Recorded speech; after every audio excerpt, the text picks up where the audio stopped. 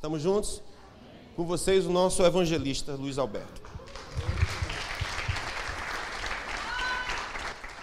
Amém? A paz do Senhor, bom dia a todos, né? Glória a Deus. Deus é muito bom, queridos. Que dias maravilhosos, meu Deus. Estou muito feliz com Jesus, muito feliz com a igreja também, com o pastor. Aleluia. Deus é muito bom, gente. Falando ainda sobre intercessão, só para concluir aqui algumas experiências que eu já tive sobre intercessão. Outro dia eu estava deitado na minha cama e faz uns anos também. E quando eu me acordei, eu ouvi a voz do Senhor falando comigo e ela dizia: vai orar. O mundo pode ser pequeno para você. Porque no reino do Espírito, querido, não tem divisão, não tem divisa, não tem fronteira. No Espírito você está aqui, mas também pode estar lá no Afeganistão, pode estar lá no Japão, pode estar... No reino do Espírito nada pode te parar, amém? Aleluia! Meu Deus! No reino do Espírito nada pode te parar, querido. Nada, não tem divisa, não tem barreira, não tem parede que não possa ultrapassar através da oração. Amém? Então é isso, gente. Você está aqui, mas o seu coração pode estar linkado com a Emanuele onde ela estiver. O seu coração pode estar linkado com qualquer missionário que você conheça, onde ele for, onde ele estiver. Você pode tocar as nações através da sua oração. Amém? Deus é muito bom, querido. Você pode tocar o mundo do seu quarto. Aleluia. E pode ter o coração disponível também para ir e para contribuir.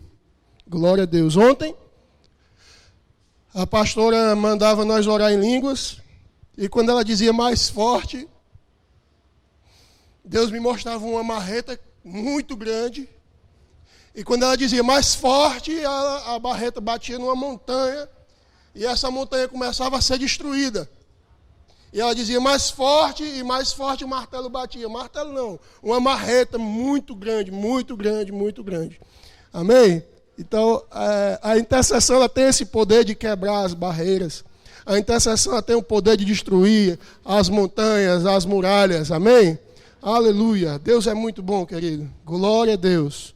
E agora, eu vou começar a pregar. Tá? Intercessão é maravilhoso. Eu vi uma experiência, falar de intercessão, que uma missionária foi levada em espírito ao Vietnã. Meu Deus do céu. Ela disse na visão que o espírito dela entrava dentro de um container e lá tinha uma missionária presa, algemada dentro de um container trancado. E ela dava as mãos àquela missionária e na visão, no espírito, ela só parou de orar quando a missionária saiu de dentro do container. Meu Deus, e ela se acabava lá na nossa frente e a gente, meu, o que é que está acontecendo aí? Até que ela se levantou e contou o que estava acontecendo. Pronto, agora vamos para a palavra, né? Glória a Deus, intercessão é de Deus, meu Pai do céu. Deixa eu ver como é que eu começo aqui.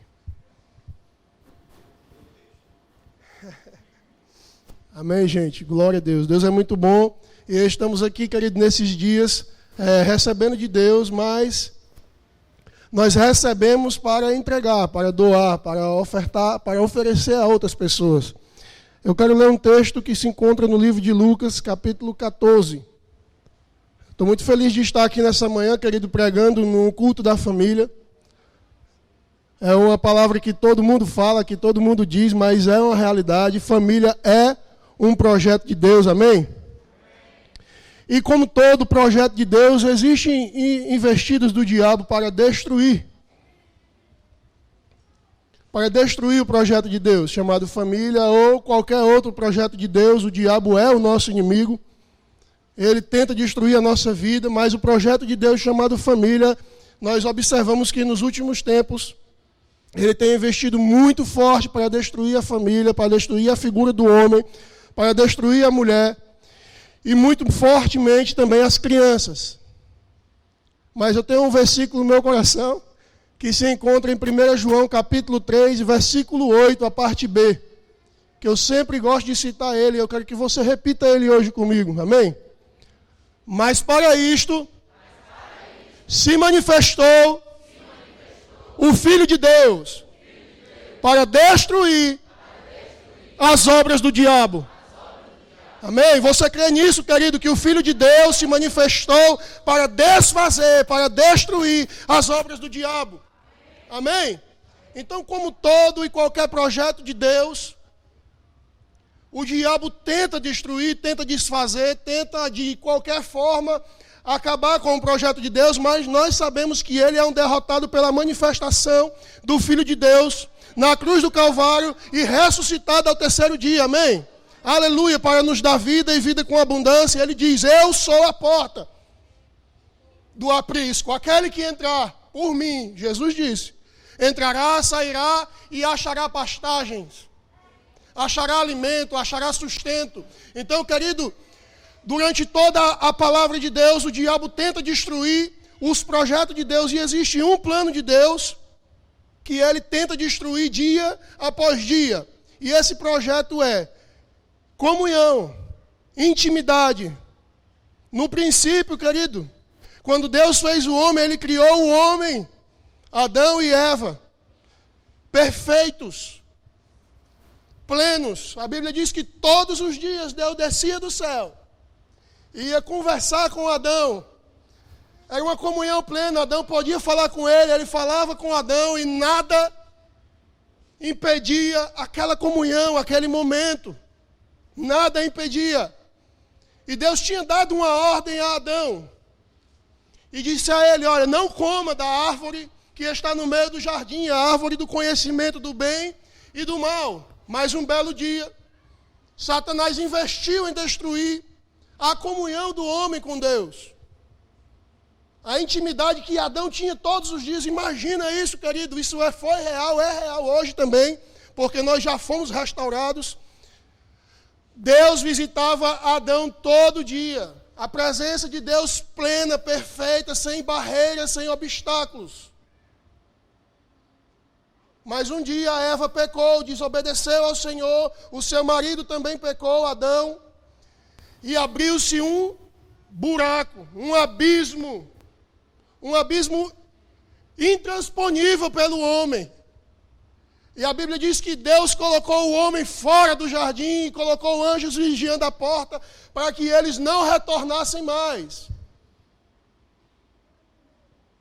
Isso foi o dedo do diabo querendo acabar com o projeto de Deus, querendo acabar com o plano de Deus, impedindo que o homem se aproximasse de Deus. E naquele instante Deus olhou e arquitetou ali um plano.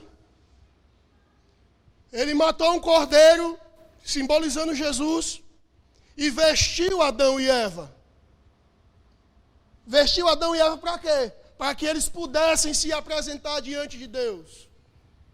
Ou seja, o objetivo de Deus sempre vai ser ter comunhão com você, ter amizade com você, conversar com você. Deus não está se escondendo, gente. Muito pelo contrário, Ele está bradando desde a eternidade, dizendo, ei, eu estou aqui. Quem coloca o abismo entre nós e o nosso Deus somos nós. Quem colocou o maior dos abismos entre Deus e o homem foi o diabo. Mas você não vai achar nenhum versículo da Bíblia dizendo, pode morrer de me buscar, que você não vai me achar. Pelo contrário, ele diz, buscar-me-eis e me achareis. Serei achado de vós, diz o Senhor. Oh, aleluia! Ele construiu o caminho, querido, para que eu pudesse voltar a Deus. Aleluia! Então, querido, o abismo estava posto, estava colocado. E durante toda a história da humanidade, as pessoas começaram a colocar mais barreiras ainda. Mais dificuldades ainda, mais obstáculos ainda. Em Mateus capítulo 11, Jesus está falando a respeito de João Batista, que João Batista é muito mais que um profeta, toda aquela história bonita a respeito de João Batista. E mais na frente, ele diz, olha, João Batista veio, barbudão, estranho, isolado, no meio do deserto, vestindo roupa estranha, comendo comida estranha, pregando duro e pesado.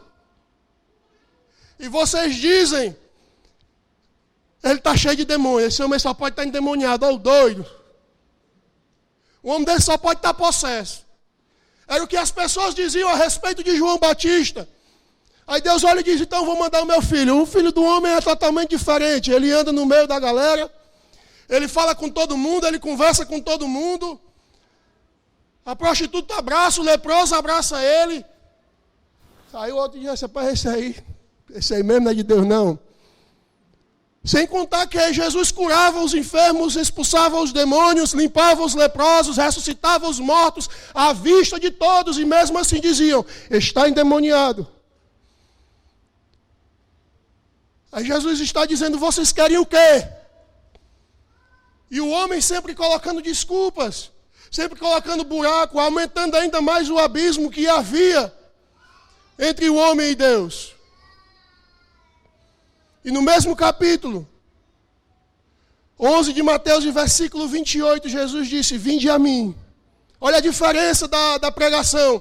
As pessoas dizendo que Jesus era demônio, que João Batista era demônio, escolhendo para si profetas e pregadores. Não, para mim só presta desse jeito. Não, só vai se for assim. Eu não quero Deus desse jeito, não. Eu quero assim. Eu não recebo a palavra desse, não recebo daquele. Aí Jesus disse, vinde a mim todos vós que estáis cansados e sobrecarregados. Não importa se você é preto ou branco, azul, amarelo, não importa. Se você é pobre ou rico, não importa, está cansado, está sobrecarregado, o fardo está pesado demais, venha a Cristo. Vinde a mim todos que estão cansados e sobrecarregados, e eu vos aliviarei. Ou seja, é uma promessa. É certo que Ele vai te aliviar, é certo que Ele vai cuidar de você. Aleluia, esse é o nosso Deus. E mais uma vez aqui, em Lucas capítulo 14, a história se repete na parábola. A parábola da grande ceia. Diz o seguinte, a partir do versículo 15. Ora, ouvindo tais palavras, um dos que estavam com ele à mesa disse-lhe, bem-aventurado aquele que comer pão no reino de Deus. Jesus, porém, respondeu, certo homem deu uma grande ceia e convidou a muitos. Na hora da ceia, enviou os seus servos para avisar aos convidados, vinde, porque tudo já está preparado. Não obstante, todos a uma começaram a desculpar-se. Disse o primeiro, comprei um campo e preciso ir vê-lo. Rogo-te que me tenha por desculpado, que me perdoes.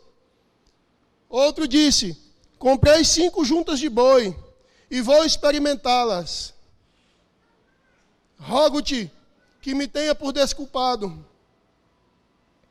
E outro disse, casei-me e por isso não posso ir. Voltando o servo, tudo contou ao seu senhor.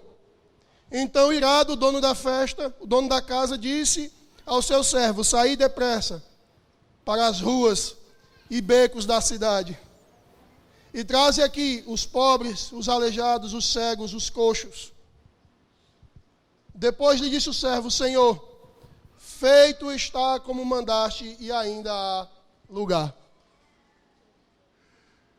Então, querido, se você observar durante toda a Escritura Sagrada, durante toda a Palavra de Deus, Jesus está de braços abertos dizendo, vinde a mim, todos vós que estáis cansados e sobrecarregados. Ele preparou uma grande festa para o seu povo. Ele preparou uma grande festa e saiu a convidar. E nós, o que nós temos feito com o convite do Pai? O que nós temos feito com o convite de Deus para a nossa vida? Deus está nos chamando, querido, dizendo, vinde. Ele está dizendo, a festa está pronta, venha. Aleluia. Querido, o interessante é que essas pessoas se desculpavam com coisas que nós fazemos. Coisas do dia a dia, não. Hoje eu não vou dar temporada, não. Eu estou na correria aqui. Então, hoje eu não tenho condição de eu ir, não. Eu vou... O cara casou, mas está indo para a lua de mel. Nesse caso aqui. O cara comprou um terreno, está indo dar uma olhada. Mas, pai, quando eu tinha comprado um terreno ali, quase todo dia eu ia lá olhar.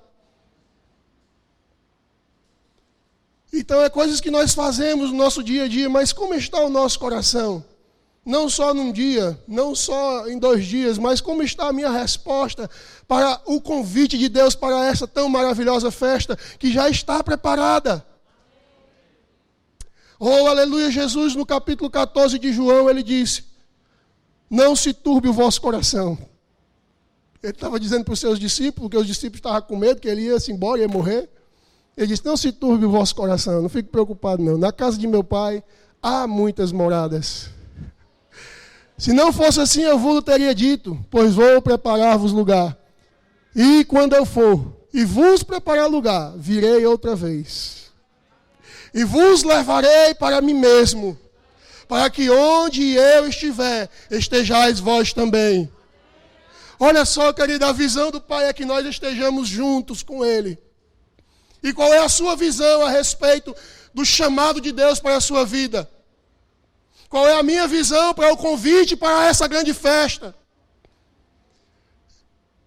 Eu vou dizer sim para Deus. Eu vou continuar dando desculpas após desculpas. Sabe por quê, querido? Porque não tem mais desculpa. O próprio Cristo, ele disse isso no Evangelho de João. Agora vocês não têm mais do que se desculpar. A palavra já está sendo pregada por mim. O próprio Jesus, querido, que me chama mais atenção nesse texto de João, no capítulo 3, é porque é Ele mesmo que está falando. Não é João, não é um discípulo que está dizendo. Ele disse, olha, Deus amou o mundo de tal maneira. É Jesus que está falando isso. Que deu o seu Filho unigênito, para que todo aquele que nele crê não pereça, mas tenha a vida eterna. Aí no versículo seguinte ele diz, porque o Filho do Homem não veio para condenar o mundo, mas para salvar. Aí na frente ele diz, assim como a serpente foi levantada no deserto, importa que o Filho do Homem seja levantado. Do mesmo modo que a serpente foi levantada no deserto, o Filho do Homem também vai ser levantado. Para que todo aquele que nele crê não morra, não pereça, mas tenha vida eterna. Como foi o propósito que a serpente foi levantada no deserto, querido? O povo estava murmurando, estava desobediente a Deus e veio uma praga de serpentes. Venenosas, muito venenosas. E ela começou a morder as pessoas começaram a morrer. E Moisés, de pronto, se jogou como intercessor e começou a orar, dizendo, Senhor, o povo não pode morrer desse jeito. O povo não pode perecer aqui no meio do deserto, senão vão falar mal de ti. E Deus disse, Moisés pega bronze, derrete, faz uma serpente, coloca ela no estaca e levanta. Aí Deus diz, e acontecerá que todo aquele que olhar para a serpente será curado do seu mal. Do mesmo jeito, querido, Jesus está erguido. Jesus foi erguido. Para que todo aquele que nele crê, para que todo aquele que olhe para ele não pereça, mas tenha a vida eterna. E esse convite para essa festa é para que você tenha uma vida eterna ao lado de Deus. E essa vida eterna não começa depois da morte, não, querido. Ela começa hoje. Você pode experimentar da vida de Deus dentro de você hoje. Agora, já. Aquele que come do meu pão e bebe do meu sangue tem vida minha dentro dele. A vida de Deus está disponível para você nessa manhã. A vida de Deus está disponível para você nessa manhã, mas depende muito mais de você do que do próprio Deus, porque a parte dele ele já fez. O abismo que existia causado pelo pecado foi tampado pela cruz e você pode caminhar. E você pode alcançar a Deus. O próprio apóstolo Paulo, o escritor aos Hebreus, aliás, ele diz que eu posso se chegar a Deus com confiança, sem medo, sem vergonha nenhuma. Pode vir com força, querido, pode vir com vontade. os convidados começaram a se desculpar, começaram a inventar desculpas, e não foram para a festa, e o rei disse, manda chamar o coxo, o manco, o aleijado, o cego, não interessa a situação que ele está, não interessa a posição social que ele se encontra, manda entrar na festa. Aleluia, é coxo? Vem. É cego? Vem. É mudo? Vem também. Aí as pessoas ficam se desculpando, mas eu sou errado demais, não interessa. Eu sou um adúltero, vem meu irmão. Eu sou um bebarrão, eu caio nas calçadas, não interessa, Deus te restaura, vem. Deus é Deus que muda o quadro. Deus é Deus que muda a história, querida. A Bíblia diz que Ele pega do monturo um necessitado e coloca em lugar de príncipe. Não interessa onde você está agora, interessa onde Ele vai te colocar, onde Ele vai te levar, porque Ele é Deus que muda a vida. Aleluia!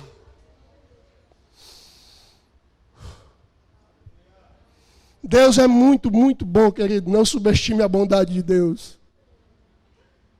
Se você consegue dar o melhor para o seu filho, muito mais Deus. Se você consegue se esforçar, se acordar cedo de manhã, trabalhar o dia todo de sol a sol, quebrando o pé, não interessa. Para levar alimento para a sua casa e cuidar do seu filho, muito mais Deus. A diferença é que Deus, Ele é dono do ouro e dono da prata e dono de tudo quanto está nessa terra. Todo nome que se nomeia está debaixo do seu senhorio. Aleluia, basta uma palavra e Deus muda a tua história.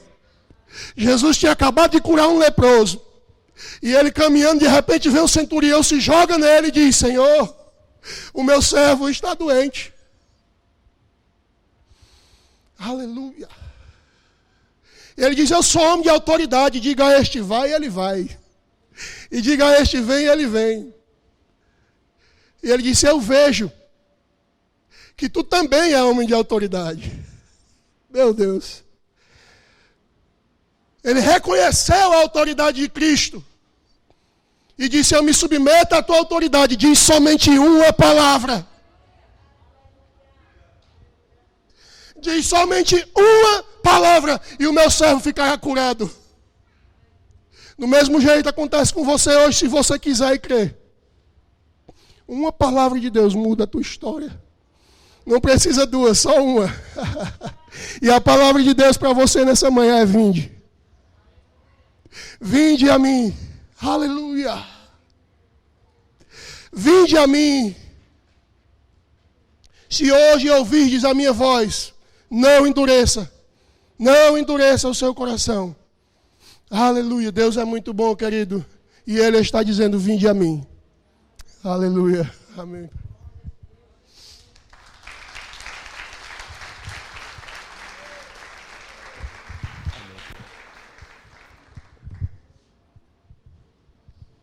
Glória a Deus. Cadê a Geisca? Vem cá, manto. Obrigado, Betão. Aleluia. Conta a visão do Senhor, irmão. O Senhor está me querendo. Bom dia, amados. A paz do Senhor.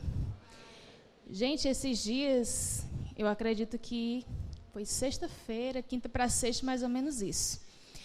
O Senhor me fazia entrar como se fosse uma escola bem grande, sabe? E como aluna nova, eu procurava o meu nome nas salas de aula. E eu entrava nesse corredor, mas eu via muitas crianças. E essas crianças estavam como se fossem sozinhas e chorando. E eu não entendia. E tinha uma sala aberta, e quando eu entrava nessa sala, eu entendia que ali não era uma escola, mas era um hospital. E tinha muitas crianças, como se fosse, tinha as macas, né, e tinha crianças. E quando eu entrava, eu via o nosso pastor como um médico, e ele estava exatamente cuidando dessas crianças. E eu dizia assim, Senhor, mas aqui não era uma escola? E o Senhor dizia assim, filha, aqui é um hospital e Ele é o médico. É Ele quem cuida dessas crianças. Eu ouvi dos céus o clamor dos meus pequeninos. E Ele dizia, no domingo eu vou derramar o meu espírito naquele lugar. E famílias terão novo direcionamento, porque eu ouvi do céu o clamor dos meus pequeninos. Às vezes a gente não entende o que Deus está fazendo através da nossa família. Que posicionamentos nós precisamos tomar como pai, como mãe, mas o Senhor sabe. O Senhor, Ele conhece o íntimo de cada pessoa. Eu achei isso muito forte, né? Ou seja, foi o clamor das crianças, o Senhor ouviu dos céus, né? Eu ouvi dos céus o clamor dos meus filhos. E exemplo disso é tudo isso que tem acontecido com as nossas crianças. Guerras, essa é a palavra, guerras realmente espirituais, para desconstruir coisas na cabeça dos nossos filhos, dos nossos jovens. Então, nós como família, eu acredito que nós precisamos nos posicionar, nos alinhar em Deus e proteger os nossos filhos, principalmente quando se trata da questão espiritual. A família, a igreja, os nossos pastores são um suporte espiritual. Está o quê? Alimentando, alinhando, guardando, ensinando. Mas nós, como famílias, nós precisamos fazer a nossa parte. Não é só vir na igreja, ouvir a palavra e não praticar. Eu preciso guardar a minha família. Eu preciso aprender a cobrir os meus filhos com oração. E isso tem mexido assim muito com o meu coração, essa questão da cobertura. A pastora Marta até passou uns dias falando, não foi?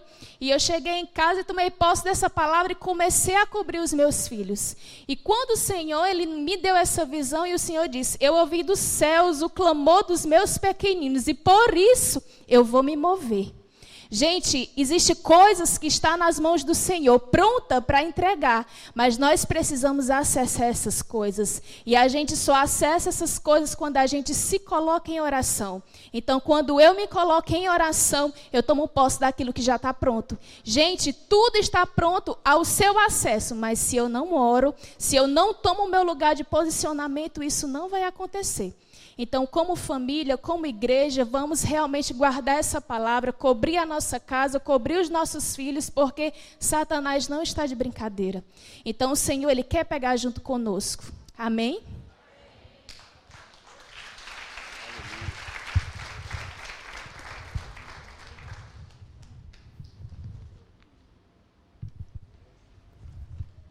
Duas. Vamos pregar? Glória a Deus.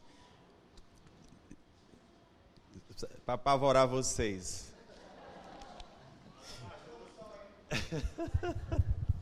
Isso aqui é a pregação da Mônica de ontem à noite, da célula verde. Né? Quero abrir com vocês Efésios capítulo 5. Glória a Deus.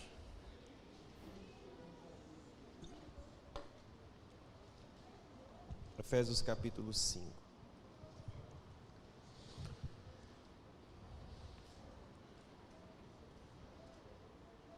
Queridos, olha só. Levi tem como reduzir um pouquinho, não sei se é o som, retorno, não sei o que é não. Gente, olha só. Não existe nenhum avivamento na terra. Você entende o que é avivamento? Avivamento é tipo assim, todas as pessoas não querem saber mais de Deus, ok? Não há quem busque a Deus, não há temor de Deus diante dos seus olhos. As pessoas se desviaram dos caminhos de Deus e cada um buscou o seu próprio caminho, ok? Então as pessoas estão nessa situação, ninguém quer Deus, ninguém busca Deus, nada. As pessoas estão totalmente indiferentes a Deus, que se exploda a Deus. A gente tem, por exemplo, isso acontecendo na Europa. Olha o que eu estou dizendo aqui para vocês, meu pessoal. Estão me ouvindo? Vocês podem aguentar mais um pouquinho? Você passa 3 horas, 4 horas assistindo Netflix, então você consegue. A gente comprou cadeiras macias, exatamente para isso. Pode dormir, não tem nada não, durma, é macia para isso mesmo. Deixa que Deus te desperte. Então, Europa, por exemplo, é uma parte do mundo de onde surgiram muitos avivamentos. Inglaterra já foi varrido pelo avivamento de Deus através de John Wesley. Estados Unidos, grandes homens de Deus já se levantaram naquela nação e espalharam. Estados Unidos foi um berço missionário. Estados Unidos hoje, não sei se é mais a maior potência do mundo, acredito que ainda é. E os Estados Unidos foi um país de berço cristão. Foram os cristãos que fundaram aquele país. E aquele país cresceu com uma pegada missionária. Eles se tornaram multimilionários, muito, muito ricos. E eles foram investidores, ainda hoje eles são investidores das missões, da obra de Deus na terra. Mas essas nações na Europa e nos Estados Unidos, as filosofias, os pensamentos humanos entraram e eles trocaram a verdade de Deus pela mentira. Conforme está escrito em Romanos capítulo 1. E porque fizeram isso, a sua sabedoria se obscureceu, se tornou escura, negra. A gente tem depoimentos da Europa, de prédios históricos, onde funcionava igreja, onde o avivamento de Deus varreu aquele lugar, onde os livros pornográficos foram queimados em praça pública. Você imagina o que é isso? A penetração da palavra de Deus entrando tão forte no coração de uma nação, que as pessoas saem de suas casas, pegando tudo aquilo que é contrário e oposto a Deus, levando na mão, faz uma grande fogueira, e naquela grande fogueira todos queimam e dizem: nós só queremos Deus. Nós estamos expulsando de nossa casa tudo aquilo que não honra e que não glorifica a Deus, e fazer aquela grande fogueira. A gente tem depoimento de homens, de famílias, na época de Savonarola, por exemplo, que as pessoas acordavam cedo na madrugada e iam para a igreja esperando o dia seguinte, quando o pregador chegaria para ouvir a mensagem de Deus. Os homens trocaram as músicas imorais, trocaram os carnavais pelas músicas de Deus. Houve um arrependimento e um quebrantamento em todos os povos. E lá se construíram igrejas belíssimas, as pessoas tinham prazer de ser ofertante, as pessoas tinham prazer de trabalhar, de construir, de colocar o seu tijolo e dizer: eu fiz isso aqui, fiz parte disso aqui, esse tijolo foi eu que fiz. Elas morreram, mas deixaram um histórico, deixaram um legado: eu fiz parte disso aqui. Hoje, se você for lá, no lugar da igreja, tem um bar.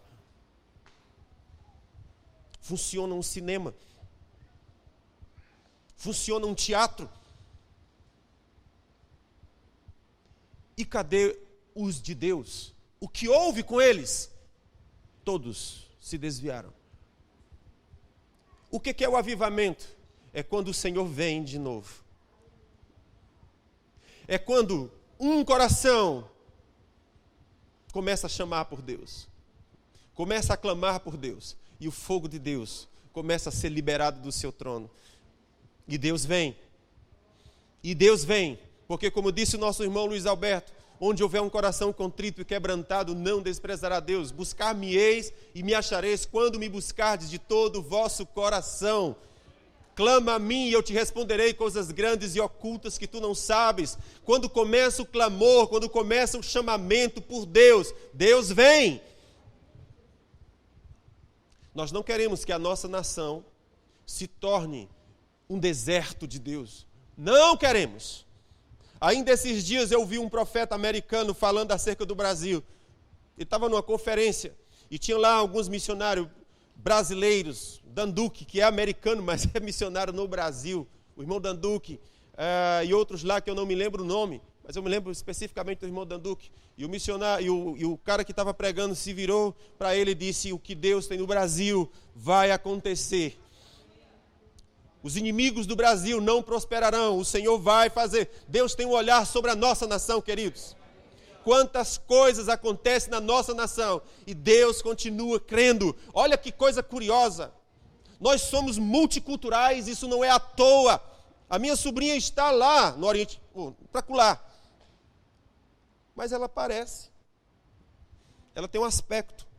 Se você pegar aqui a Jéssica A Jéssica não parece ser cearense. Ela tem aspecto daquela banda lá. Eu não sei como é que isso acontece, mas é. Se você botar a vestimenta daquela cultura, é igual. O meu cunhado, João Alexandre, tem um polinho puxado. E cabelo espichado. Não era assim, mas hoje está. Era lisinho o cabelo dele. Se você pegar ele e colocar entre os manauaras, você não consegue distinguir quem é natural da terra e quem é... O que é que ele está fazendo lá? Percebe? Então, isso é uma coisa esquisita. Porque dentro da nação brasileira, parece que todas as nações estão dentro do Brasil. Isso há um propósito, amados. Aleluia! Aleluia! Há um propósito, amados. A cor da sua pele, o formato do seu olho, o tamanho do seu corpo. Há um propósito. Você não nasceu assim por acaso. Você briga, reclama no espelho dizendo por que eu sou assim. Deus te fez assim. Há um propósito. Há um propósito. Aleluia! Sim ou não? Há vozes estranhas no reparo.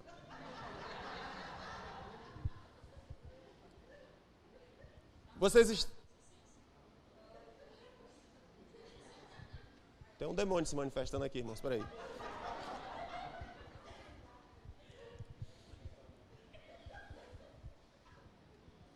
Amém?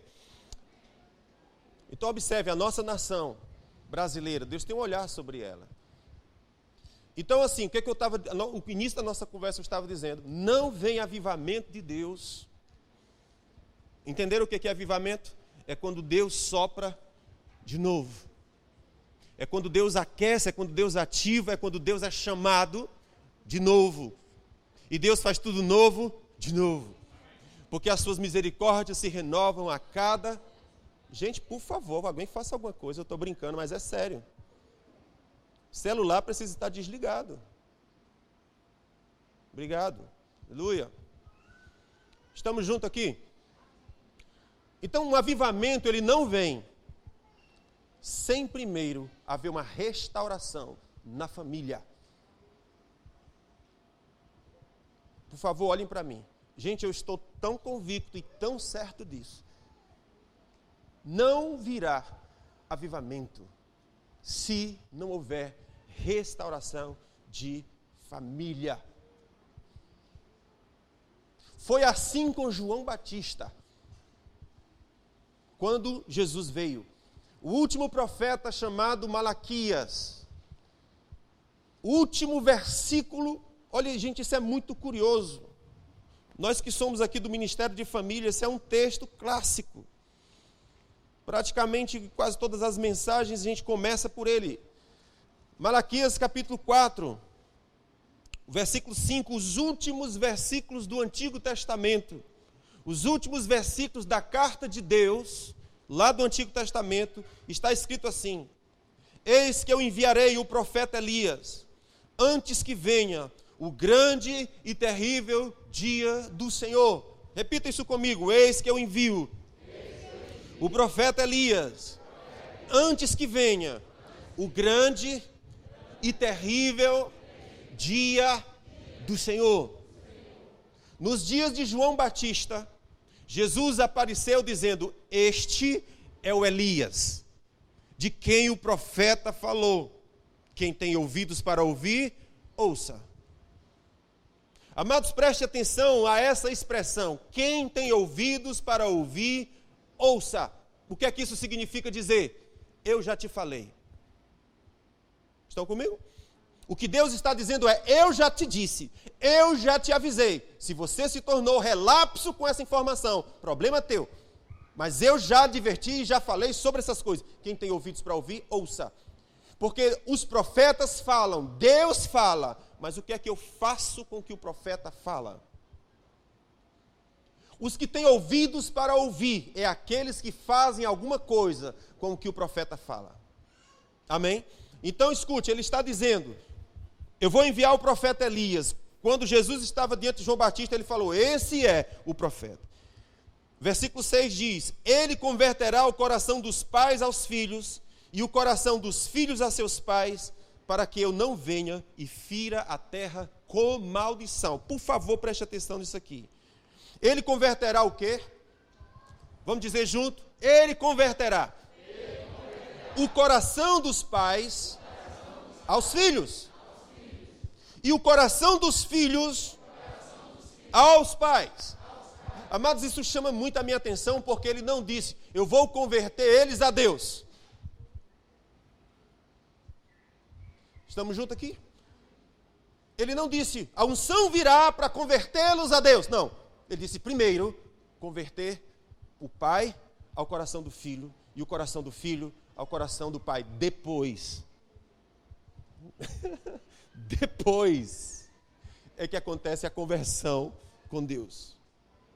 Primeiro há um alinhamento na vertical, não, horizontal, para depois haver um alinhamento vertical. Estamos juntos? Então ele disse, olha só, converterá o coração dos pais aos filhos, o coração dos filhos aos pais, para que eu não venha e fira a terra com maldição. Talvez pessoas digam, não há maldição, essas coisas não existem. Você quer ver uma evidência de maldição, uma nação debaixo de maldição? Olhe os assassinatos. Observe os assassinatos. Pergunto para vocês, tem assassinato nas nossas gerações? As estatísticas mostram que o índice de jovens, não sei dizer para você qual é o índice de 15 a 20, eu não sei qual é, 25, eu não sei qual é, confesso para vocês que eu não sei. Mas o que a gente sabe é que o índice de assassinato entre os jovens é absurdo. E a gente não precisa nem de estatística para isso, basta você olhar o quanto que as facções estão se matando uns aos outros. Rixas bobas, motivos torpes. Pessoas são estranguladas, mortas com requintes de crueldade. Você quer ver índice sinal de uma nação que está debaixo de maldição? Observe a morte. Porque o Senhor disse, honrarás teu pai e tua mãe, para que vivas bem. O filho que não honra seu pai, que não honra sua mãe, vai morrer. Há uma maldição de morte sobre o filho que não honra pai e mãe. No interior tinha a história de medo de praga de mãe. No interior tinha, hoje ninguém fala mais sobre isso não. Se a mãe liberasse uma palavra má sobre o filho, ele sabia, isso é uma profecia. Não precisava nem ser crente não, mas eles sabiam porque sabiam que a palavra liberada pela mãe ia acontecer. A minha mãe me proibia de fazer uma coisa, isso eu criança. E eu fazia diferente do que ela disse, mas dentro de mim já estava dizendo, bicho, isso vai dar. Isso vai dar. Entendeu? Caquinha. A gente já sabia por dentro, criança já sabia por dentro. Porque o que mamãe disse, meu irmão, isso é sagrado. Não mexe com isso não. É sagrado. Hoje os filhos rompem a fala do pai e da mãe de graça. E eles não sabem que nisso há uma sentença de morte. Honra teu pai e tua mãe para que vivas. Para que tudo te vá bem. Há uma unção, há um poder liberado debaixo da proteção dos pais. E aí onde eu quero chamar a sua atenção, porque o texto que a irmã leu ontem dá conta da nossa nação seguinte, pelo menos 5 mulheres foram assassinadas ou vítimas de violência por dia no ano de 2020. A violência contra a mulher em 2020, o que inclui o feminicídio, entrou na 3ª posição. 1.823 se referem aos crimes de gênero contra a mulher, o que dá a média de 5 casos por dia. Ok? O que é que esses números falam? Sobre violência doméstica, sobre violência contra a mulher. Na nossa nação, índices assustadores. Isso é possível, gente? Isso está certo? Não está certo. Outra coisa que ela leu. O Brasil registrou 14 mil denúncias de abuso sexual infantil em 2020. Mais de 95 mil denúncias de violência contra criança e adolescente foram registradas em 2020. Desses registros, ainda inclui violência física e psicológica. Então ela falou sobre assassinato de mulheres, sobre violência contra a criança e, por último, o segundo semestre de 2020 registrou o maior número de divórcio registrado em cartórios no Brasil. Foram 43,8 mil processos contabilizados. O número foi 15 vezes maior em relação ao mesmo período em 2019. 43,8 mil casos de divórcio. Por que que a minha irmã teve a visão de crianças clamando a Deus? Crianças clamando a Deus. Aí você diz, e criança sabe clamar? Se ela não souber clamar verbalmente, o seu espírito ora, o seu espírito geme. Existem orações que elas não são verbalizadas, são apenas gemidos da alma dizendo, eu não aguento mais essa angústia. Crianças. A minha irmã entrou num colégio e ela pensava que era um colégio. E no sonho o Senhor dizia, não, isso aqui não é um colégio, é um hospital. Porque eu ouvi o clamor dos meus filhos. A igreja é um hospital. Deus está ouvindo o clamor das crianças. E por que Ele está ouvindo o clamor das crianças? Violência dentro de casa, abuso sexual contra a criança, e não somente sexual, mas abuso psicológico. Pais que não sabem corrigir os seus filhos, pais que torturam os filhos, porque se acham no direito de pai de fazer, você não tem direito de torturar seu filho. Se você precisa espancar o seu filho, é porque você não tem autoridade. Quem tem autoridade não precisa espancar. Apenas fala, apenas um olhar, e a criança se comporta. Apenas isso. Não precisa mãozada nas costas, puxão de cabelo. Principalmente se isso acontecer em público, não se disciplina filho na rua. Porque isso constrange e envergonha a criança. O ser humano, não vou nem falar criança, o ser humano constrange e envergonha. Você não briga com seu esposo na rua, e nem com vozes alteradas para que o vizinho saiba do que você está falando. Discussões entre marido e mulher se faz na mesa, sentado, conversando, dialogando sobre um problema. Não é com discussões e briga, porque ninguém se entende quando o tom se altera, ninguém entende. A ira se levanta no coração. E a Bíblia fala que onde a ira do homem entra, a justiça de Deus sai. Porque se perde o controle. Nós estamos falando que Deus quer trazer um avivamento. Mas se eu não for pai, se eu não for marido, se você não for esposa, se você não for filho, não virá. Porque nós rejeitamos e desprezamos os conselhos de Deus para nós. Você percebe no final do livro de Malaquias, como nós lemos, que a primeira coisa que Deus disse foi, eu vou alinhar as famílias. Quando João Batista estava pregando, em Lucas capítulo 3, eu acho. Já vou terminar, ok? Você ainda aguenta um pouquinho? Lembre-se da Netflix. Jesus, minha consciência está pesada. Eu passo 3 horas assistindo Netflix. E termino o filme, eu estou mais vazio do que quando começou.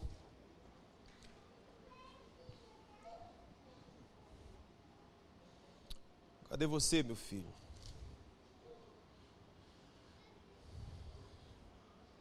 Olha só, Lucas capítulo 3, versículo 3, falando sobre João, diz assim, e ele percorreu toda a circunvizinhança do Jordão, pregando o batismo de arrependimento para a remissão de pecados. como está escrito no livro das palavras do profeta Isaías. Voz do que clama no deserto: preparai o caminho do Senhor, endireitai as suas veredas. Por favor, olhem para mim. O que era que a voz que clama no deserto pregava? A voz que clama no deserto pregava: prepara o caminho do Senhor. Estamos juntos? O que a voz do céu ecoando no deserto está dizendo é: prepara o caminho do Senhor, endireite as veredas do Senhor. Todo vale se encherá, e se abaixará todo o monte. O que é tortuoso vai se endireitar, e os caminhos escabrosos o Senhor vai aplanar. Toda a carne verá a salvação do Senhor. João, pois, dizia à multidão que saía para ser batizado por ele: raça de víboras! Quem vos ensinou a fugir da ira vindoura, produza fruto de arrependimento. A voz estava pregando no deserto, dizendo: endireite o caminho do Senhor, porque o Senhor vai aplanar os soberbos. O Senhor vai vir feito um trator, e quem se mantiver na sua soberba vai ser quebrado. Deus vai aplanar. Portanto, prepara o caminho do Senhor. Amém, queridos? Prepara o caminho do Senhor. Então ele chegou para os homens e disse: raça de víboras. Raça de víboras, ele está dizendo: você é uma serpente. Há veneno na sua garganta, há veneno na sua língua, há veneno no seu coração, e você precisa arrepender-se dessas coisas. Há veneno na língua dos pais, há veneno na língua das esposas, há veneno na língua dos filhos, e que Deus está dizendo é: se abaixe, se quebre, endireite o caminho do Senhor. Isso está errado. Há morte nesse comportamento.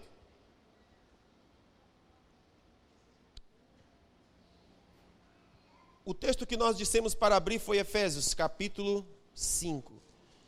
Se nós quisermos a visitação do Senhor, nós precisaremos alinhar as coisas e nos arrependermos. Sim ou não? Eu preciso me arrepender. Que tipo de esposo eu tenho sido? Eu preciso me arrepender acerca de que tipo de esposa eu tenho sido. Eu preciso me arrepender acerca de que filho eu tenho sido, para que Deus venha e sare a nossa terra. Deus não virá enquanto nós desprezarmos os seus ensinos, enquanto nós buscarmos o nosso próprio caminho, a nossa própria filosofia, enquanto o YouTube for os nossos conselheiros. Aquele neto lá, como é o nome dele? Carlos Neto, como é que é? Felipe Neto. Felipe Neto é o seu conselheiro? Lucas Neto? Não sei, é um cara. Os dois. É o seu conselheiro? É o YouTube que você percorre? Ou você tem as Escrituras como estrado dos seus pés? Como luz para o seu caminho? Quem você escuta? Quem você ouve? Porque cada um é do jeito que é o seu coração, do jeito que é os seus pensamentos. É assim que a Bíblia fala. Como o homem pensa, assim ele é. O que você faz é fruto do que você ouve, é fruto do que você vê, é fruto do que você pensa. Não haverá mudança se não houver mudança no coração. E ela vem por meio das Escrituras. Então eu preciso pensar em que tipo de pai eu estou sendo. Em que tipo de esposa eu estou sendo, em que tipo de filho eu estou sendo. Efésios capítulo 5, versículo 21, a Bíblia fala: sujeitai-vos uns aos outros no temor do Senhor. Ok? Presta atenção nisso aqui.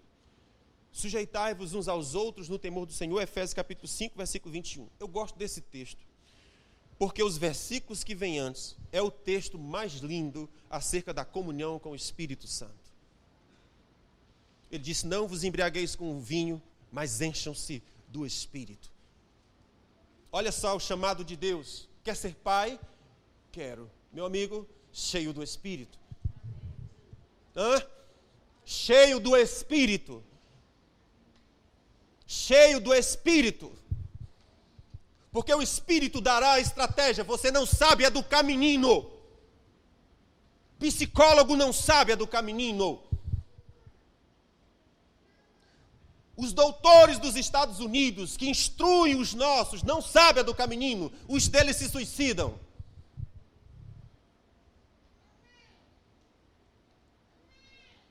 E as pessoas abrem as janelas de sua alma e dizem, nossa, o doutor falou, que doutor uma ova? Deus disse, encha-se do Espírito. Não gaste tempo com embriaguez. Gaste tempo se enchendo do Espírito. Ele vai te ensinar. Ele vai te dar estratégia. Ele vai te dar o coração certo. Ele vai dar a palavra que penetra feito uma flecha. E o cabra pode ir para onde for, mas aquilo está enfiado, porque o Espírito Santo falou. Pais não podem ser pais sem o Espírito. Quando Sansão nasceu, o anjo anunciou, mulher, você vai ter um menino. A mulher correu, contou ao marido, um anjo me apareceu e disse que eu vou ser mãe. O homem disse, isso não é assim. Se ele falou, vai ter que falar comigo, porque é eu que faço. E o anjo disse, não há problema, mulher, vou aparecer a ele. Quando o anjo apareceu, eu disse, isso é verdade o que eu falei para ela. Então eles disseram, então nos ensina a cuidar do menino. Os seus filhos são sobrenaturais. Os seus filhos são flechas de Deus, postas na sua aljava. São milagres, são flechas, pontas afiadas.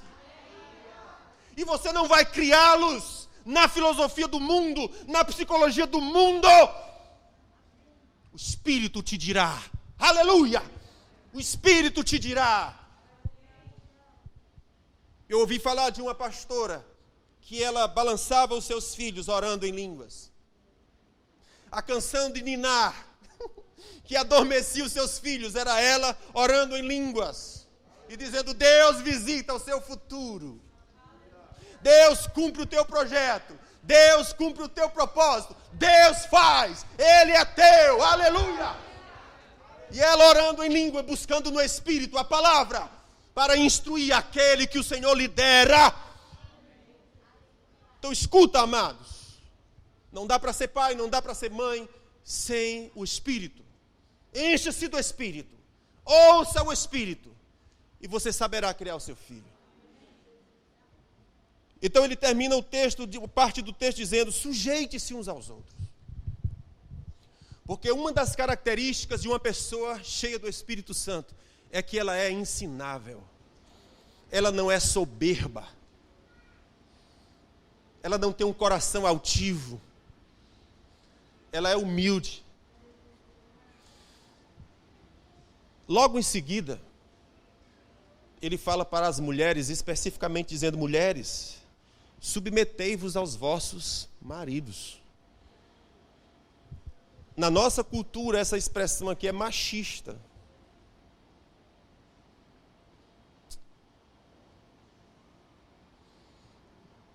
Mulheres, submetei-vos aos vossos maridos. Eu achei uma palavra sobre submissão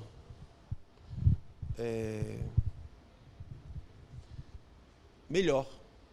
O versículo 33 diz assim, todavia, também vós, cada um de per si, assim ame a sua própria esposa. Aí ele volta de novo para as mulheres dizendo, mulher, aliás, as suas próprias mulheres como a si mesmo. Aí ele termina dizendo, mulheres, reverencie seus maridos. Então o que Paulo está dizendo é, vós mulheres, reverencie seus maridos. E o que é reverenciar? Aí é que o escândalo chega.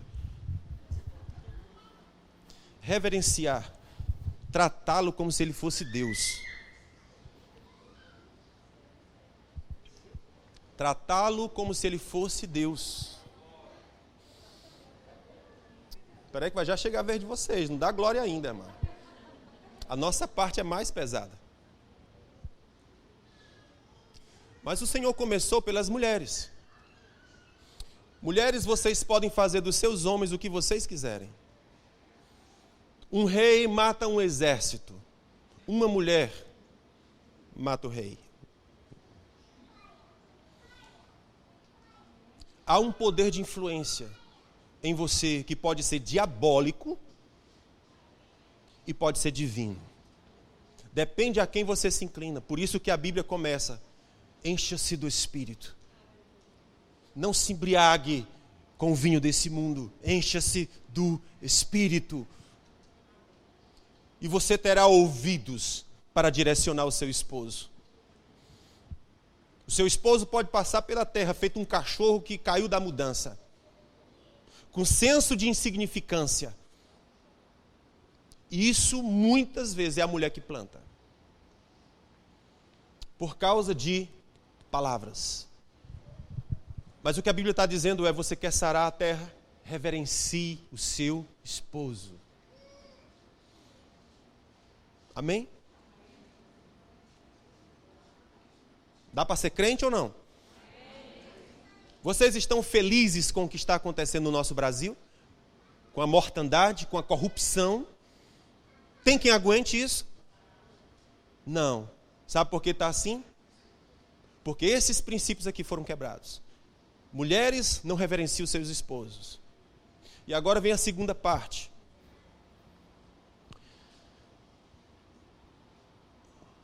Aí ele diz, vou ler o texto completo. Mulheres, reverenciem seus maridos, porque o marido é a cabeça da mulher, como também Cristo é a cabeça da igreja. Sendo ele próprio o salvador do corpo. Diga aqui comigo, o homem é o salvador da sua esposa. Escuta aqui, amado, aqui o bicho já começa a pegar para nós. A esposa deve reverenciar o seu esposo como se ele fosse Deus. É um respeito profundo. Respeito profundo no coração acerca do meu esposo, do meu marido, do meu homem, do meu macho.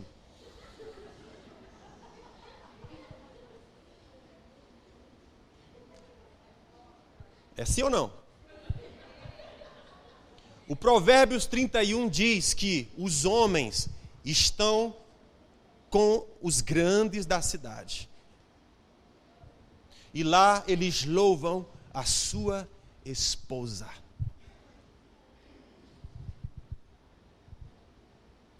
Por que ele está entre os grandes?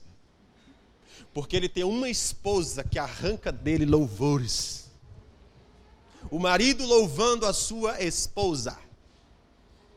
Pergunto, quantos maridos louvam as suas esposas? Quantas esposas se comportam de tal modo que os seus esposos cantam para ela? Dentre as mulheres, tu és a mais formosa. Tu és bela.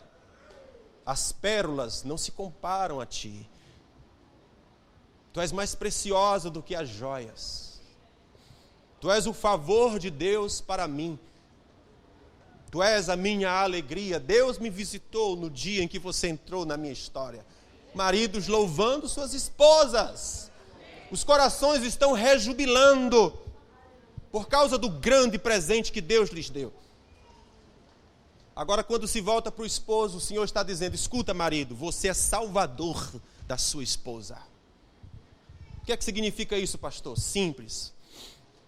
Se você está no mar, no navio, só tem um bote, e você está com a sua esposa e com seus filhos, com seu filho, quem que você coloca no bote? O filho ou a esposa? Você está no mar, o mar está revolto, o barco está afundando, só tem um bote. E você tem a opção de escolher entre a esposa e o seu filho. Quem que você escolhe?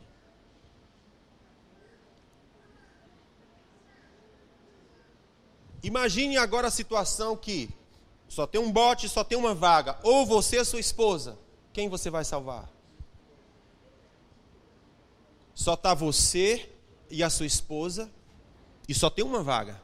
quem você vai salvar? Você ou a sua esposa? O que o texto está dizendo aqui é: maridos, vocês são salvador da sua esposa. Vocês são Jesus para elas. Vocês são do tipo que morre para defendê-la. Queridos, uma esposa que é amada desse jeito, ela beija seus pés.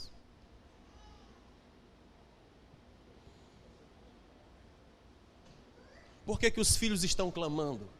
Porque não há paz, não há mães. São dois adultos que não se entendem. São dois adultos que mais brigam. São dois adultos que mais parecem cão e gato. São adultos que são aconselhados pelas crianças. Eu já vi crianças aconselhando adulto e eu me perguntando de onde veio essa sabedoria. Deus! Inspirando as crianças, falando por meio das crianças, porque os adultos não escutam. E Deus dá pancada assim nos peitos dos pais através de menino de 2 anos. Uma sabedoria absurda. Como que é possível? Só Deus, irmãos. Inspirando os filhos a dizerem para os pais como é que tem que ser. Então a Bíblia fala que o marido, ele é salvador do corpo. Mas assim como a igreja está sujeita a Cristo, assim também a mulher está sujeita ao seu marido. Maridos, amem suas mulheres, como Cristo amou a sua igreja e a si mesmo se entregou por ela. Isso não é fácil. Isso não é fácil. Porque Jesus morreu por uma igreja má. Por uma igreja, Jesus morreu não foi por uma igreja bonitinha. Ele morreu por uma igreja ruim.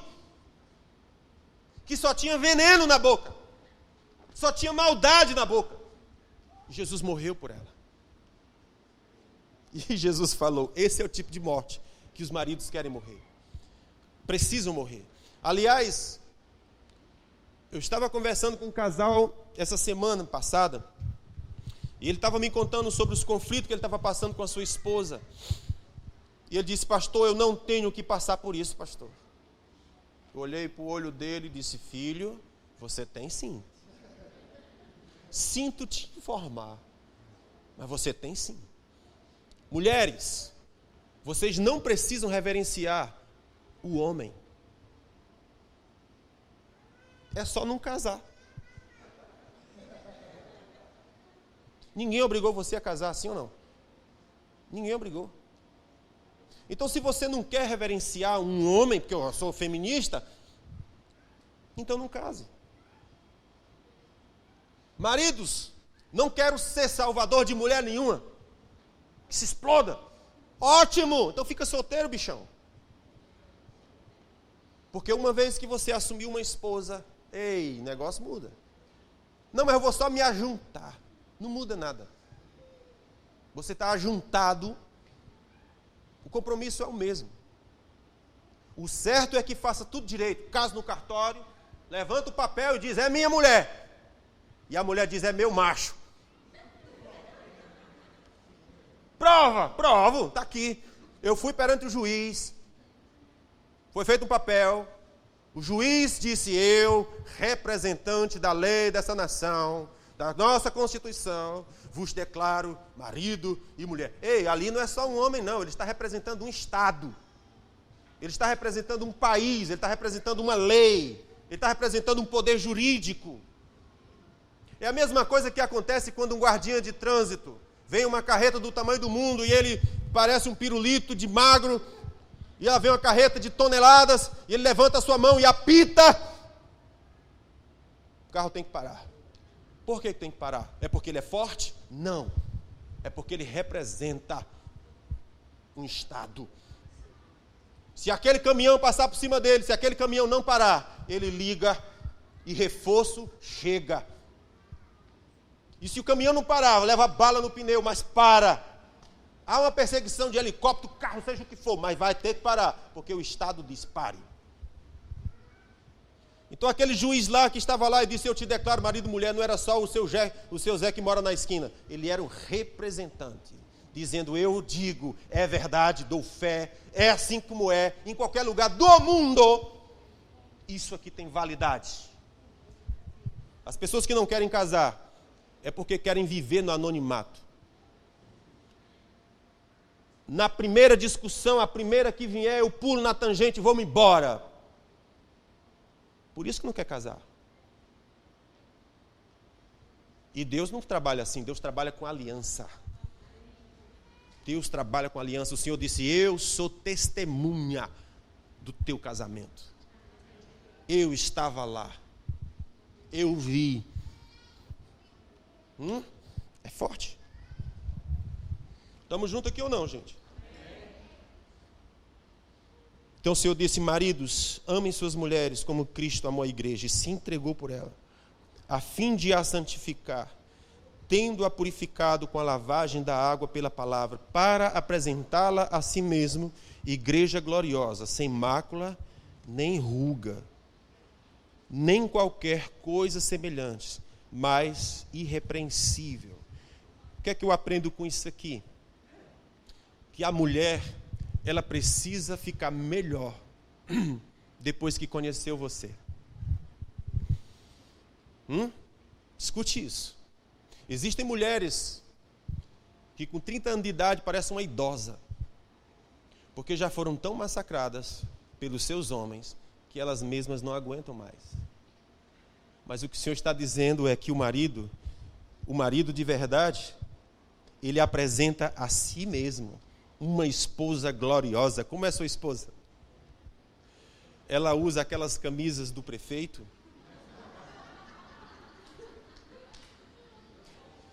E aí você se separa lá para uma noite de núpcia. E de repente lá vem ela, vestida para dormir com a blusa do prefeito. Aí vai se aproximando de você o Roberto Pessoa que te abraça.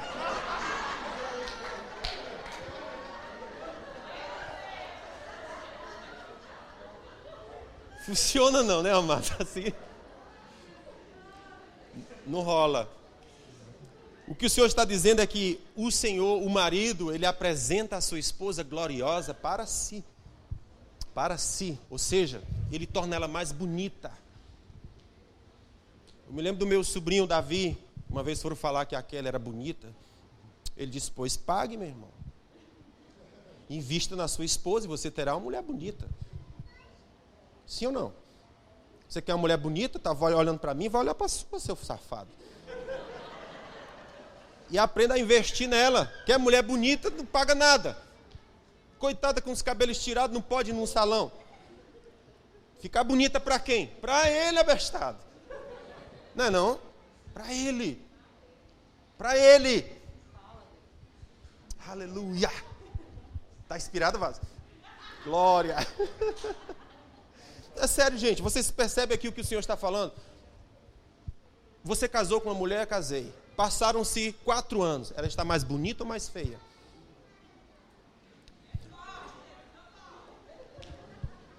Quando você casou com ela, as roupas delas eram de marca.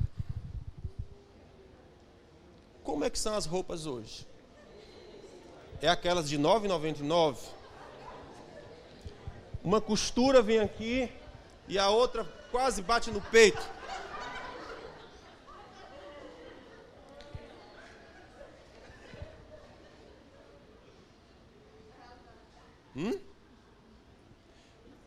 Ela precisa estar mais bonita. Mas você sabe o que é que torna uma mulher bonita? Ela está feliz. Maquiagem é importante, cabelo é importante, roupa é importante, mas nada é mais importante do que um coração alegre. Uma esposa que tem alegria ao amanhecer o dia.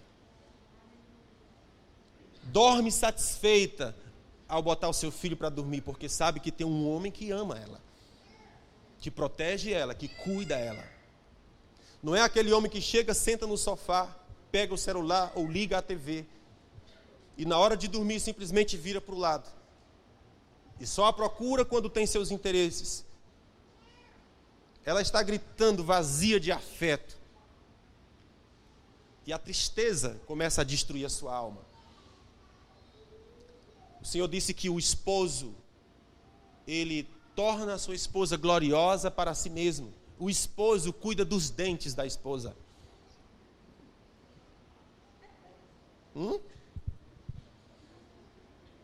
Sério.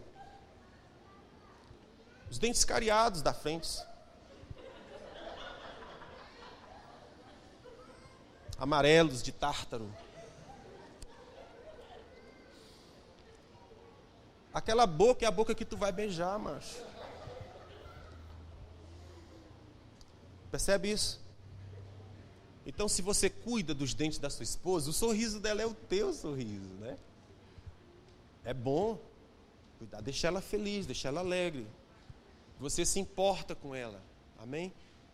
Então, o marido, pastor, eu não tenho dinheiro. É verdade, a gente passa por situações financeiras, eu sei disso. Mas, queridos, quando a gente se importa, a outra sabe. O outro sabe. E às vezes, se a gente fizer um esforço, se a gente fizer um planejamento, você não compra uma geladeira? Sim ou não? Quanto é uma geladeira? R$2.000, R$1.500? E você não pagou? Por que não pode pagar um tratamento dentário? E você ganhava o mesmo salário. É só questão de prioridade.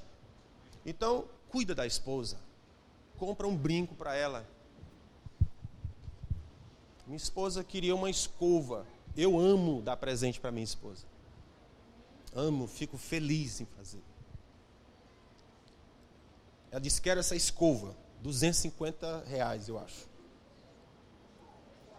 Me dá essa escova. Dou, meu amor, pode pegar. Pode levar. Parcelamos em algumas vezes, mas a gente paga. Eu quero ela delícia, ora bolas. Sim ou não? Tá dizendo que eu sou gaiato? Sou não, cara. Tô feliz, né? Então, se eu posso comprar uma boa roupa para ela, roupa boa. Eu não gosto de presente barato. Tá ouvindo? Presente barato não dignifica a pessoa. Não dignifica.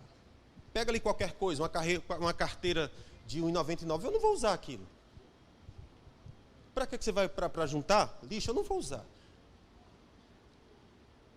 O presente que você dá, pode ser que você dê um por ano, mas dê um que vale a pena.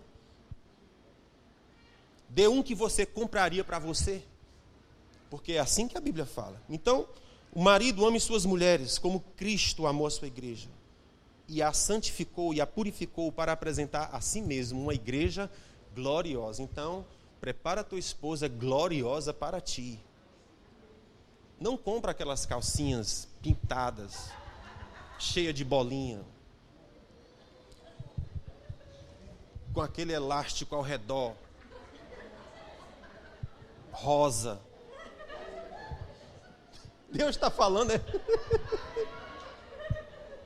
Não faça isso. Compra uma calcinha de excelência, porque para aquela calcinha tu não vai querer olhar. Nós estamos aqui com crianças. Aleluia, vamos mudar de assunto. Mas crianças precisam ganhar cuecas boas também, né, crianças? Okay.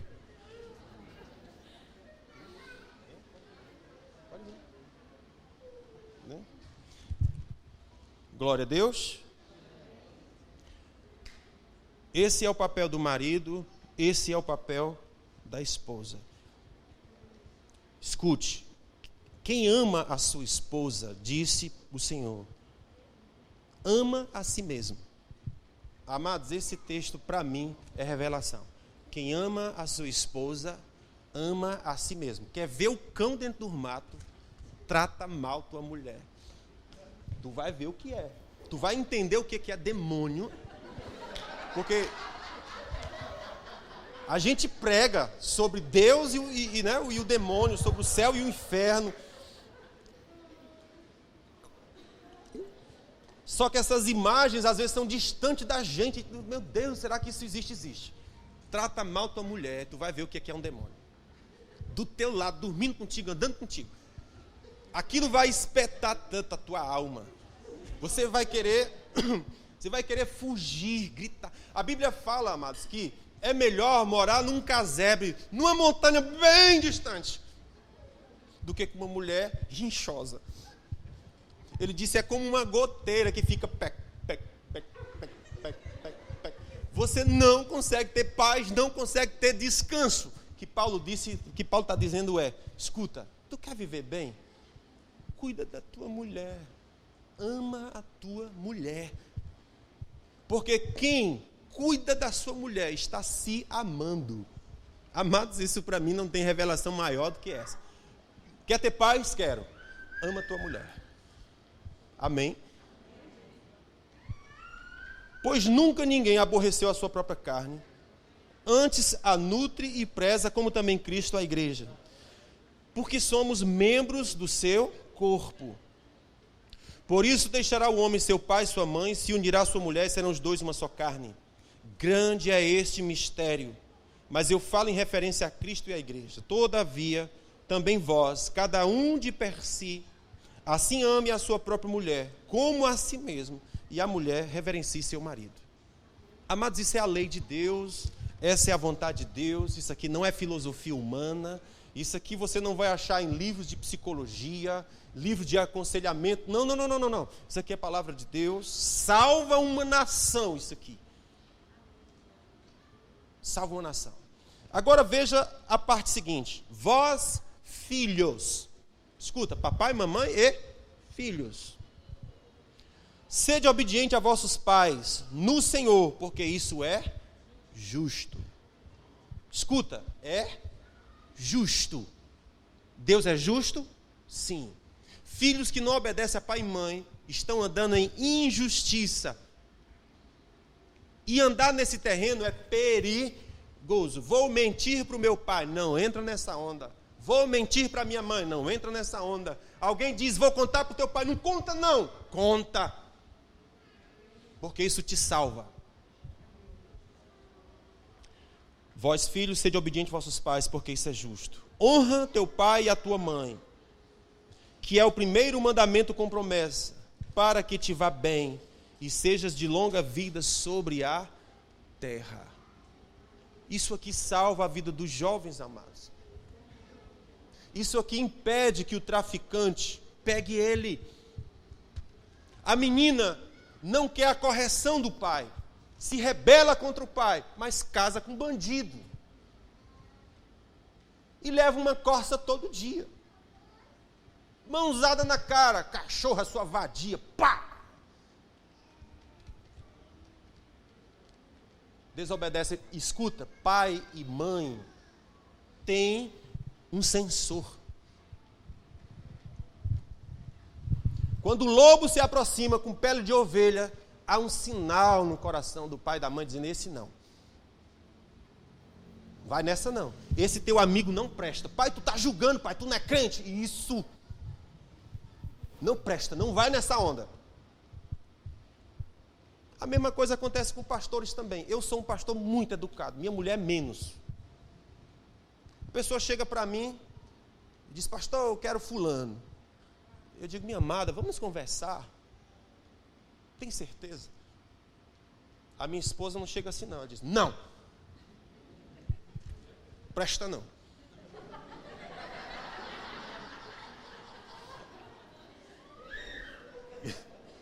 E se você tiver juízo, é bom obedecer. Porque até hoje eu nunca vi ela dar uma tacada fora. É só na pleura. Amado, se ferrou, estou falando para você.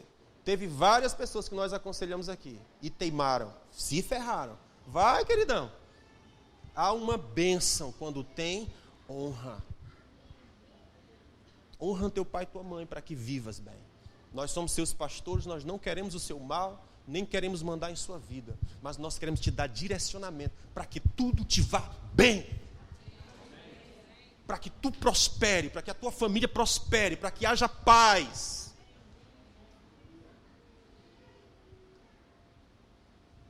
E às vezes é preciso sacrifício, mas pastor, é tão bonitinho.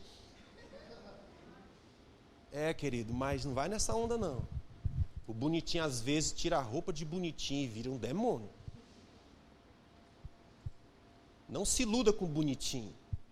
E nem com o crente. Se ela é tão crente, não vá por isso aí. Você está procurando é um homem, não é um crente. É um homem. Ele tem caráter? Ele trabalha? Não. Então o que você quer fazer com ele? Um homem que não trabalha não merece respeito.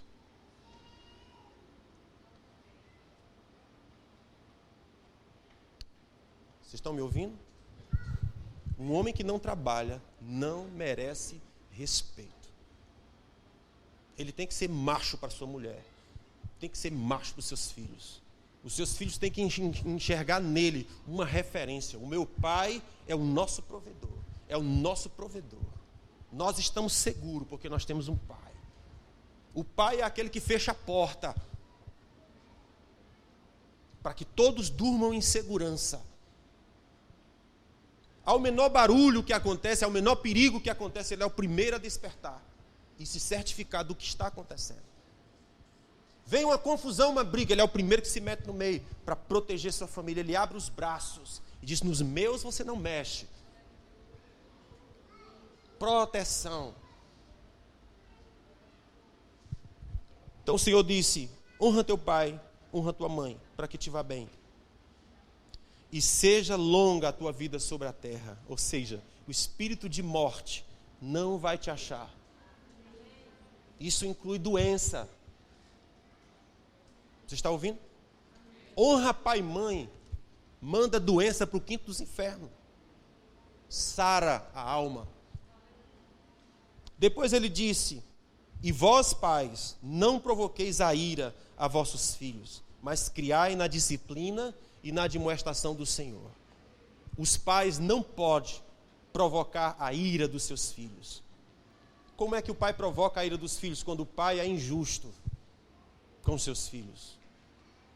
Os pais precisam ser coerentes. Se você diz uma palavra, você cumpra. Seja macho para cumprir. Está ouvindo? E se você é mãe, seja fêmea para cumprir. Ou então não fale. Porque a sua palavra tem que ser sim e não. Qualquer coisa diferente disso vem do cão. Jesus que falou isso. Eu vou te bater, eu vou te botar 40 dias de castigo.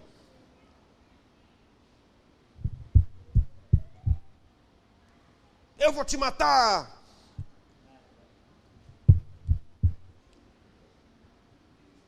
Pais, não provoque a ira dos seus filhos. O castigo não pode ser injusto.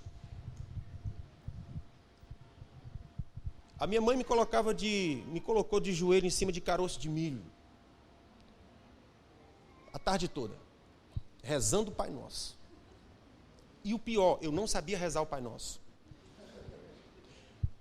Vai aprender. Como é que eu começo? Não sei nem como é que reza. Mas ela disse: você tem que rezar o Pai Nosso e tem que ficar aí de joelho nesses caroços de milho. Ou seja, ficar de joelho não era suficiente. Bota em cima de caroço de milho. O castigo dos pais tem que ser coerente. Os pais não podem pegar a mangueira que está lá no quintal e ver... Blá! Não é assim que funciona. Mangueira foi feita para botar água e aguar jardim, não foi para bater em menino. Isso é espancamento, isso é tortura. Isso não educa. Isso cria ira. Isso cria revolta. Quando você vai castigar menino, primeiro você tem que deixar bem claro, você sabe que papai te ama. Você sabe que o papai te ama. E esse comportamento que você tem está errado. Me entristece como pai, eu não quero meu filho assim, você é meu filho. Depois que você fizer essas conversas e ficar bem claro que você bater na alma dele não vai doer. O problema do castigo que os pais dão nos filhos é porque dói na alma, não é no corpo. É na alma. Ferida se estabelece. Então Deus está dizendo: não provoca a ira do teu filho. Seja justo na tua repreensão e no teu castigo. E o Senhor falou: cria ele na admoestação do Senhor. Cria ele no conselho do Senhor. Eu não vou falar do conselho do Senhor porque seria mais uma hora e vocês não vão aguentar. Mas o conselho do Senhor está lá em Deuteronômio capítulo 6. Que texto extraordinário para os pais. Que texto extraordinário. Deuteronômio capítulo 6. Como educar o teu filho. Lá está princípios de Deus para ensinar a educar teus filhos. Mas por hoje eu estou dando só uma visão geral para dizer para você que o clamor que a minha irmã estava vendo, que Deus estava mostrando a ela, o clamor das crianças, é porque os pais não estão cumprindo essas coisas. Escuta, você não pode namorar com qualquer pessoa. Você está me ouvindo? O divórcio, presta atenção, criança, olha para mim. O divórcio começa hoje. Está ouvindo, menina? Está ouvindo? O divórcio de amanhã começa hoje, vocês namorando aí. Estão namorando, não? Está parecendo. Rapaz. Começa hoje. Está ouvindo, menina? O divórcio de amanhã começa hoje. Que tipo de rapaz tu vai namorar? Que tipo de moça tu vai namorar? Que tipo de critério você tem? Qualquer um serve? Não serve. Qualquer um não serve. Você há de ouvir o seu coração. Com verdade. Porque você está, amados, na rota de Deus, querido. Você não é do mundo. Transforme-se pela renovação da sua mente. Não fique com a mente do mundo. O mundo está aí, você está vendo o que está acontecendo. Mas se você andar pelos princípios de Deus, cara, Deus vai abençoar a tua família. Deus vai abençoar a tua história. As tuas gerações. Quem você vai deixar na terra quando você partir? Essas pessoas vão continuar o seu legado. Amém?